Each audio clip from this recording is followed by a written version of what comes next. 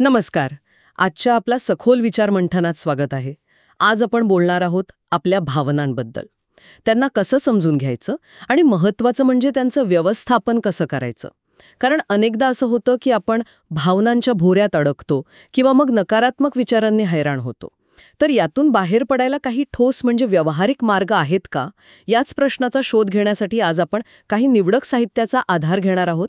एकतर आहे थिबो मोरिस यांचं खूप गाजलेलं पुस्तक मास्टर युअर इमोशन्स. मग त्या पुस्तकावरचं हार्ट सेज अ लॉट या ब्लॉगवरचं एक परीक्षण आहे. स्वतः मरिस यांची एक मुलाखत पण आहे. आणि डॉक्टर पॅट्रिक किलिन यांचा एक लेख आहे भावनिक प्रभुत्वाच्या 3 नियमांवरचा. आपलं उद्दिष्ट काय तर या सगळ्या स्रोतांमधलं सार काढायचं, त्यातले महत्त्वाचे मुद्दे आणि युक्त्या सोप्या भाषेत समजून घ्यायच्या. म्हणजे ज्ञानाचा बोझा नको वाटायला, पण काहीतरी उपयुक्त हाती लागायला हवं. अगदी अगदी. आजकाल बघ ना, इमोशनल बर्नआउट म्हणजे भावनिक थकवा हा शब्द किती सहज ऐकू येतो. तर या सगळ्या साहित्यामधून आपल्याला भावना कशा तयार होतात, त्यांची मुळं काय आहेत आणि त्यांना सकारात्मक वळण कसं द्यायचं यावर वेगवेगळे दृष्टिकोन मिळतील. आणि मरिस आणि किलन यांच्या पद्धती त्या थोड्या वेगळ्या असल्या तरी दोघेही कृतीवर भर देतात, म्हणजे प्रॅक्टिकल गोष्टींवर. हे महत्वाचं आहे. चला तर मग सुरुवात करूया थिबो मरिस यांच्या मास्टर युअर इमोशन्स पासून. हे पुस्तक म्हणजे जगभरात 4 लाखांपेक्षा जास्त प्रती विकल्या गेल्या आहेत आणि विशेषतः जे लोक या विषयात नवीन आहेत ना, त्यांच्यासाठी खूप उपयोगी मानलं जातं.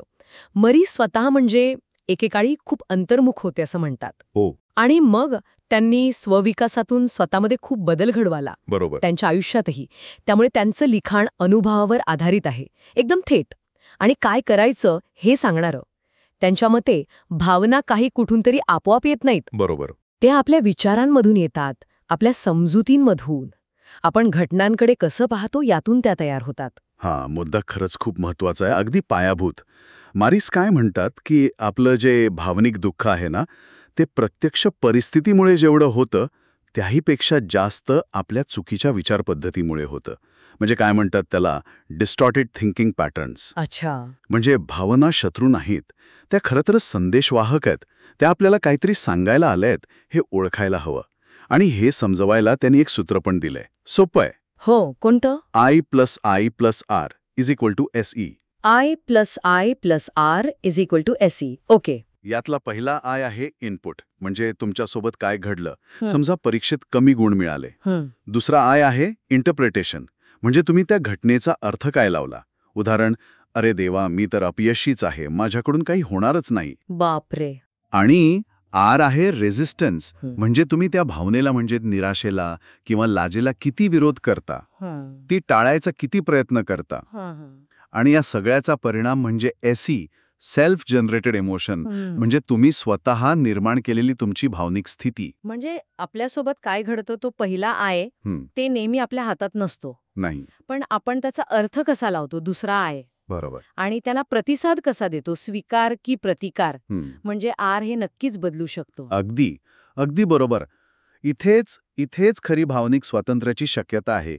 आपण फक्त घटनांचे बळी नाही होत, आपण आपल्या भावनिक प्रतिक्रियेचे सहनिर्माते आहोत. याच पुस्तकात मरिस नैसर्गिक आणि निर्माण केलेल्या भावनांमधला फरक पण सांगतात, स्पॉन्टेनियस आणि कन्स्ट्रक्टेड. हो, नैसर्गिक भावना म्हणजे कशा, जसं आश्चर्य वाटणं किंवा क्षणिक आनंद किंवा दुःख, या येतात आणि जातात जर आपण त्यांना धरून नाही ठेवलं तर. बरोबर.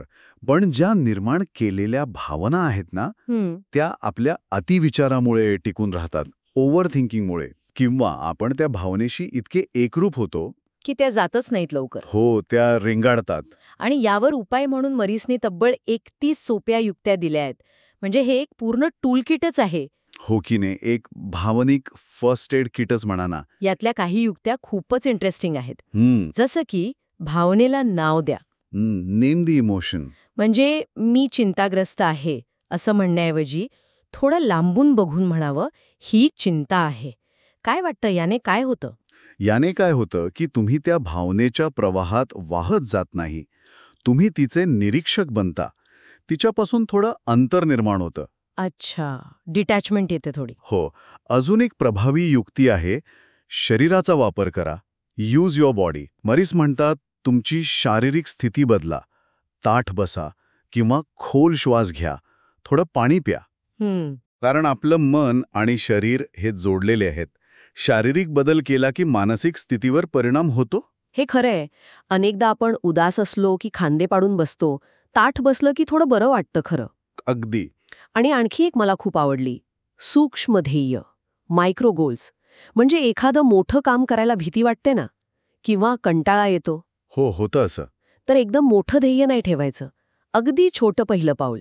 जसं मला पूर्ण रिपोर्ट लिहायचा आहे असं नाही, तर मी फक्त डॉक्युमेंट फाईल उघडेन इतकंच. बरोबर. फक्त सुरुवात करायची. याने सुरुवात करायला हुरूप येतो आणि मग आत्मविश्वास पण वाढतो हळूहळू.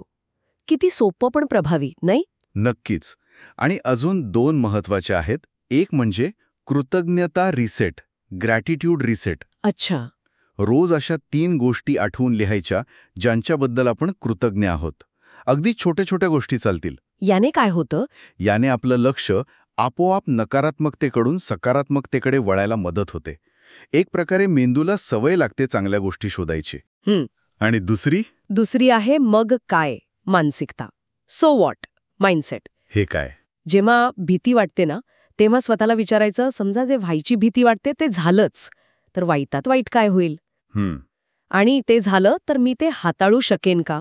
अनेकदा या प्रश्नांची उत्तरे आपल्याला दाखवून देतात की आपली भीती वाजवीपेक्षा जास्त आहे किंवा आपण ते हाताळूच शकतो. खरे. अनेकदा आपण फक्त भीतीच मोठी करून ठेवतो. हे प्रश्न विचारले तर ती कमी होऊ शकते. अगदी. हे सगळं ऐकून असं वाटतंय की भावनांवर नियंत्रण मिळवणं म्हणजे काहीतरी फार अवघड, क्लिष्ट गोष्ट नाहीये. या अशा छोट्या सवयी, दृष्टिकोन बदलून हे शक्य आहे. आणि ह्या सगळ्याचा गाभा मरीस एका वाक्यात सांगतात. ते वाक्य खूप महत्वाचं आहे. तुम्ही तुमचे विचार नाही, तुम्ही त्या विचारांचे निरीक्षक आहात. तुम्ही तुमचे विचार नाही, तुम्ही त्या विचारांचे निरीक्षक आहात. वाह! हे वाक्य आपल्याला आठवण करून देतं की विचार येतात आणि जातात. आपण ते नाही आहोत.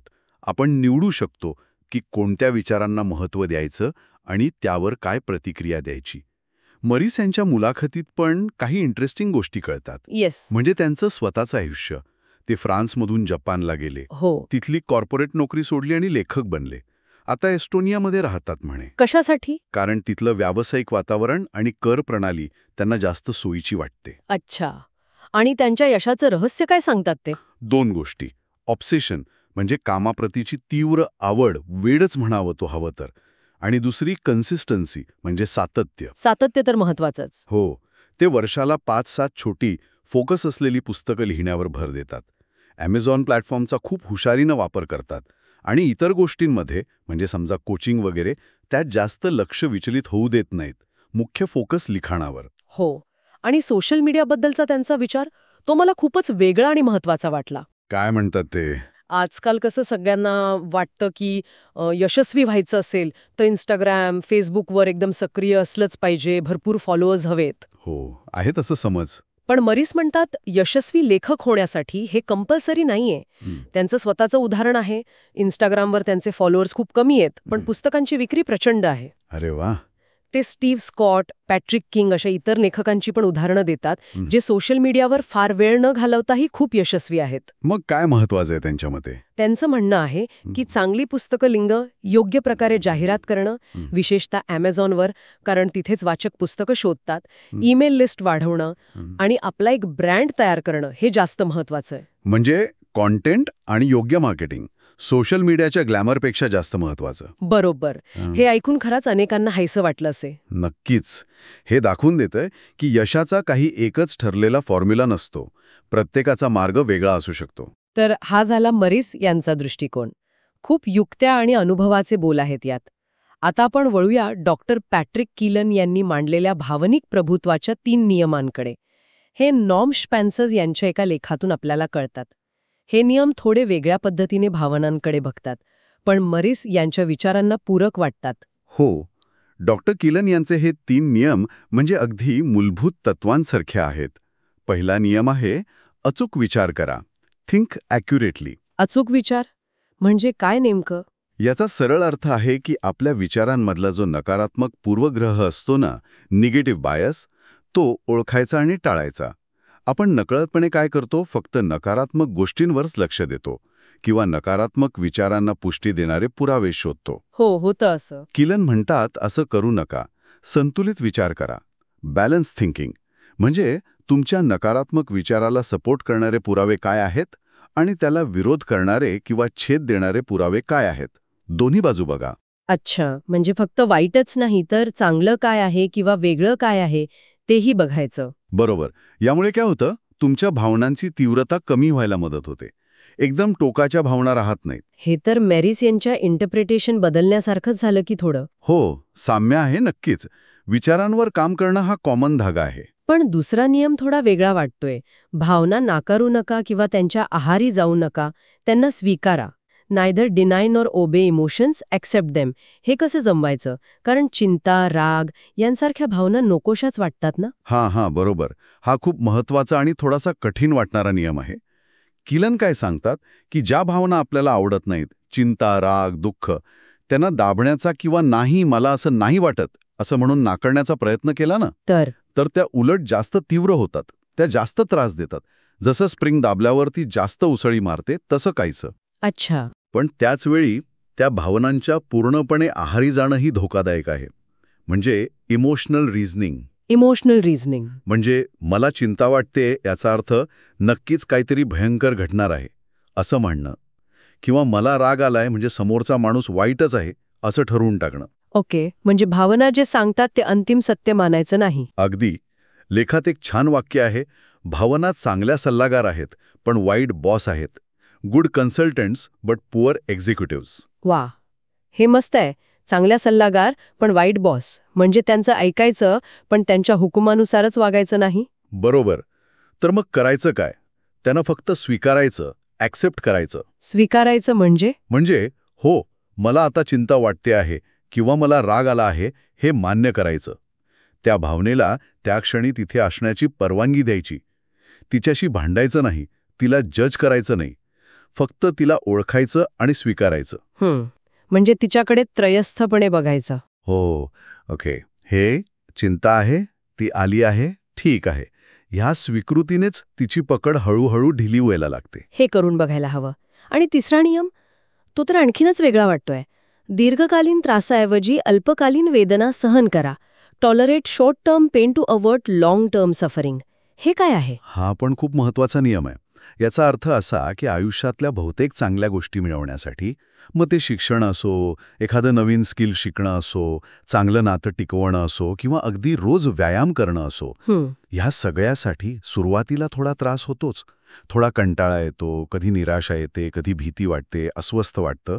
हा झाला अल्पकालीन तात्पुरता त्रास किंवा वेदना. हो, बरोबर. जर आपण हा तात्पुरता त्रास टाळला, म्हणजे नको रे बाबा व्यायाम, कोण उठणार, किंवा हे नवीन शिकायला खूप कठीण वाटतंय, सोडून देऊया, असं केलं तर आपण त्यातून मिळणाऱ्या दीर्घकालीन फायद्यांपासून, आनंदापासून, समाधानापासून वंचित राहतो.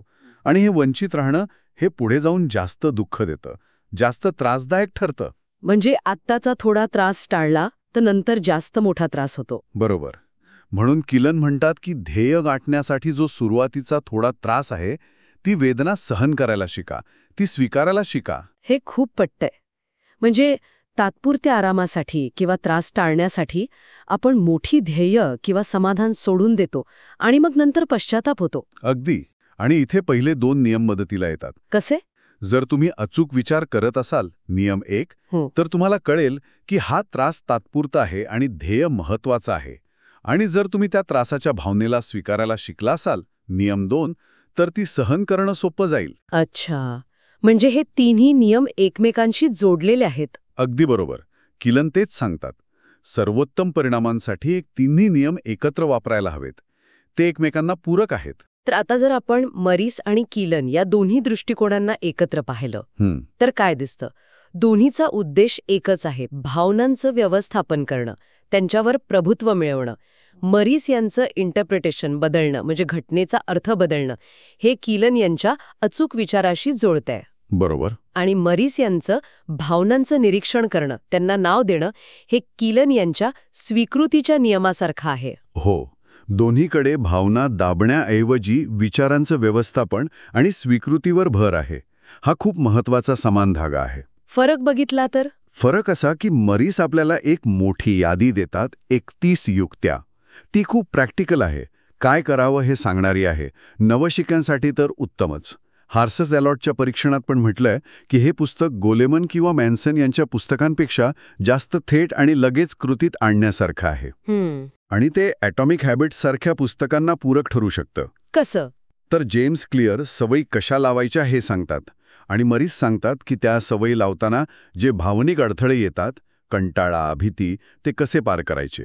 अच्छा, म्हणजे सवयी लावण्यासाठी लागणारं भावनिक बळ कसं मिळवायचं यासाठी मरीस मदत करतात. अगदी. दुसरीकडे किलन आपल्याला 3 मूलभूत तत्व देतात. एक वैचारिक चौकट, जी आपल्याला का आणि कसं विचार करायला हवा याचं मार्गदर्शन करते. दोन्ही दृष्टिकोन उपयोगी आहेत, फक्त पद्धत वेगळी आहे. हो. आणि मरीस यांच्या मुलाखतीतला एक मुद्दा इथे आठवतोय. त्यांना विचारलं होतं की सामान्य माणसाच्या भावनांवर परिणाम करणारे सर्वात मोठे घटक कोणते. हो, काय म्हणाले ते? त्यांनी क्रम दिला. 1 नंबर झोप. स्लीप. झोप इतकी महत्वाची? हो. त्यांच्या मते सरासरी व्यक्तीसाठी झोप सर्वात महत्वाची. त्यानंतर 2 नंबर वातावरण, एन्व्हायरमेंट, आपलं सभोवतालचं वातावरण.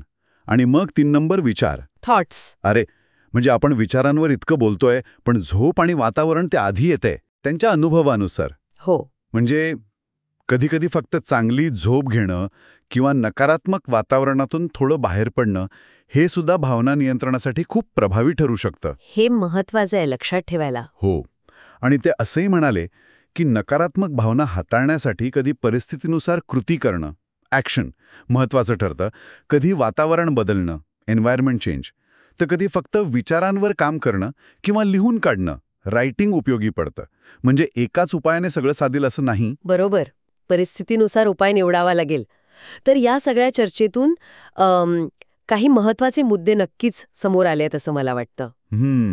एक म्हणजे आपल्या भावना या काही आकाशातून पडत नाहीयेत. त्या आपल्या विचारांवर आणि आपण घटनांकडे कसं पाहतो यावर अवलंबून आहेत. अगदी. दुसरं, भावनांशी उगाच भांडत बसण्यापेक्षा किंवा त्यांच्या पूर्ण आहारी जाण्यापेक्षा त्यांना स्वीकारणं, त्यांना समजून घेणं हे जास्त फायद्याचं आहे. त्या सल्लागार आहेत, बॉस नाहीत. बरोबर. तिसरं, हे करण्यासाठी अनेक सोप्या व्यावहारिक युक्ती आहेत.